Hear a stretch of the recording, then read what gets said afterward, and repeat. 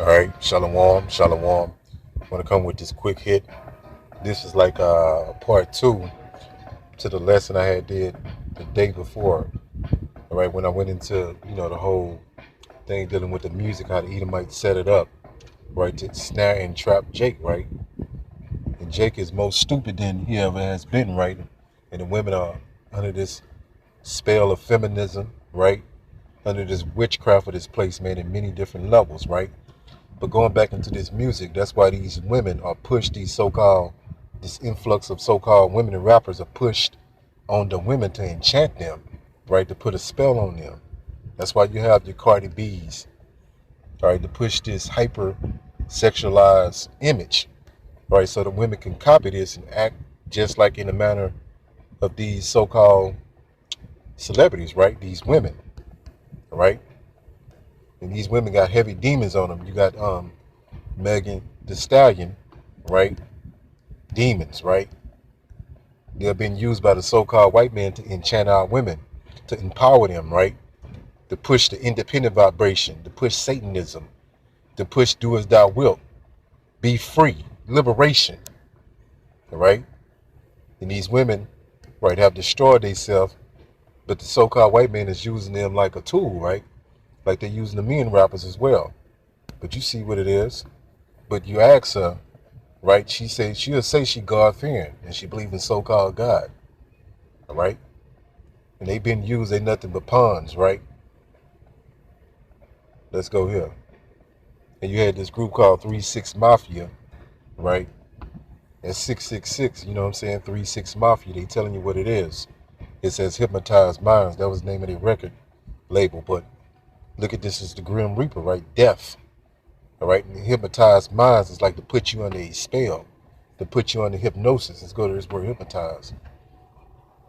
Then I'm going to get into that article. It said hypnotize.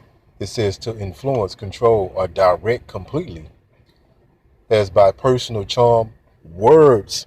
So the words in these songs, right, put a spell on Jake to make him go, carry these things out in real life. Go commit crimes. Go be stick-up kids. Go be scammers, finesses, right? Go commit adultery, right? Go chase the so-called white man money, right? And the women, it puts them under a vibration of wickedness, right? The finesse men, lie to men, the scam, the cheat, right? To go out there and be provocative, do whatever you want to do, right? Sleep with all these men. Let's go here. But has been orchestrated by the so-called white man. We can't say that enough. All right, so I'm gonna get into this. And this is guy that was in one of these backdoor, back room, meetings, right? So I'm gonna read much as I can. It says, hello, after more than 20 years, I finally decided to tell the world what I witnessed in 1991, which I believe was one of the biggest turning points in popular music and ultimately American society. I have struggled for a long time weighing the pros and cons of making this story public, as I was reluctant to implicate the individuals who were present that day. So I simply decided to leave out names and all the details that may risk my personal well-being and that of those who were, like me, dragged into something they weren't ready for. It says between late 80s and early 90s, I was what you might call a decision maker with one of the more established companies in the music industry. I came from Europe in the early 80s and quickly established myself in the business. The industry was different back then, since technology and media wasn't accessible to people like they are today. The industry had more control over the public and had the means to influence them any way it wanted. You see this? A lot of us grew up with this influence, right? This may explain why in early 1991 I was invited to attend a closed door meeting. It's this crafty council, right? With a small group of music business insiders to discuss rap music new direction. Little did I know that we would be asked to participate in one of the most unethical and destructive business practices I've ever seen. It says the meeting at the very top. The meeting was held at a private residence on the outskirts of Los Angeles. I remember about 25 to 30 people being there, most of them familiar faces. Speaking to those I knew, we joked about the theme of the meeting as many of us did not care for rap music and failed to see the purpose of being invited to a private gathering to discuss its future. It says among the attendees was a small group of unfamiliar faces. All right, that's these Edomites who stayed to themselves and made no attempt to socialize beyond their circle. It says based on their behavior and formal appearances, they didn't seem to be in our industry. It says our casual chatter was interrupted when we were asked to sign a confidentiality agreement, preventing us from publicly discussing the information presented during the meeting. Needless to say, this intrigue in some cases disturbed many of us. 1 second. Pick this back up. Trying to see how much time I got. Salakia. It says the agreement was only a page long, but very clear on the matter, had consequences which stated that violating the terms would result in job termination. I said we asked several people what this meeting was about and the reason for such secrecy. There you go. But couldn't find anyone who had answers for us. A few people refused to sign and walked out. No one stopped them. I was tempted to follow, but curiosity got the best of me. A man who was part of an unfamiliar group collected the agreements from us. 1 second. All right, bet. Let me get back into this.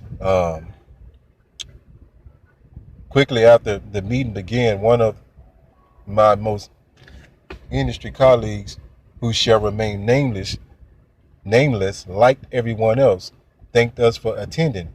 He then gave the floor to a man who only introduced himself by his first name and gave no further details about his personal background. I think he was the owner of the residence, but it was never confirmed. He briefly praised all of us for the success we had achieved in our industry and congratulated us for being selected as part of this small group of decision makers. At this point, I began to feel slightly uncomfortable at the strangeness of this gathering. Let me see. It says at the very top, the subject quickly changed as the speaker went on to tell us that the respective companies were represented had invested in a very profitable industry which could become even more rewarding with our active involvement. Check this out. He explained that the companies we worked for had invested millions into building of privately owned prisons, and that our positions of influence in the music industry would actually impact the profitability of these investments. I remember many of us, Salakia, I lost my spot. Salakia. All right, at the top. It said, I remember many of us in the group immediately looked at each other in confusion. At that time, I didn't know what a private prison was, but wasn't the only one. Sure enough, someone asked what these prisons were built by privately owned companies that received funding from the government based on the number of inmates. The more inmates, the more money the government would pay these prisons. It was also made clear to us that since these prisons are privately owned, as they become publicly traded, we'll be able to buy shares.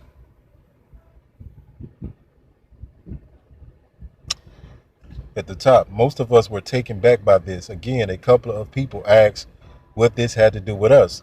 At this point, my industry colleague who had first opened the meeting took the floor again and answered our question.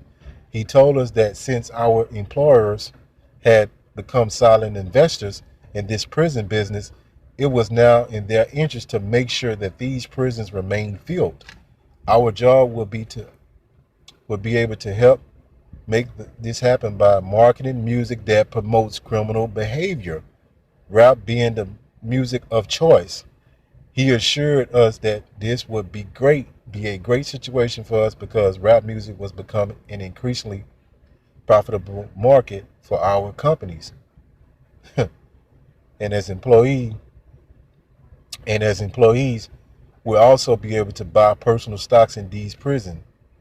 Immediately silence came over the room. You could have heard a pin drop. But you get it. They had this meeting. Like I said, you can go look it up, Google it, read the whole thing. But they would push this degenerate, criminal, that's why all these rappers pretty much talk about the same thing. Death, destruction, adultery, wickedness, popping pills, popping mollies, popping perks, drinking lean, right? It's all the same formula. And Jake just gobbled it up because they don't know better, man. All right. A lot of Jakes don't have no guidance, and the women don't either. All right. Our people are lost sheep. All right. But let me go here. And our people have conjoined to this devil in his wickedness, and he's using our people, all right, to do this. First Maccabees 1:11. In those days when out of Israel wicked men. So you got a lot of these Jakes know what they're doing, and some of these Jakes don't know, right? They don't really get the magnitude of this. But your high ups, they are gatekeepers, they know what they're doing, right? It says, who persuaded many, saying, let us go make a covenant. So these gatekeepers among our people have made a covenant with Esau Edom on different levels in the politics, in the music industry, in the film industry, going down the line, man. Make a covenant with the heathen that are round about us. For since we departed from them, we have had much sorrow. So our people want to get the goodies, right? The benefits by joining this devil and selling their people out, right? And selling their own self out, right? So this was going on. That's why they push you. These rappers don't come up out of nowhere. Nothing is random, right? It's all orchestrated, right? And a lot of these women look up to these, the Cardi B's and the Megan Thee Stallions, and they copy what they do. They dress the way they do. They think the way they do, right? And going back into this enchantment, this spell, right? This is what the so-called white man has orchestrated, and it has worked, right? So that's the secret meeting that changed hip-hop, right? And that's why you got a society like this, man, all right? Hopefully this lesson was edifying. Call Allah Yahweh, Ba'ashim, Yahweh Shai, Ba'ashim, Rakak Wadash. Shalom.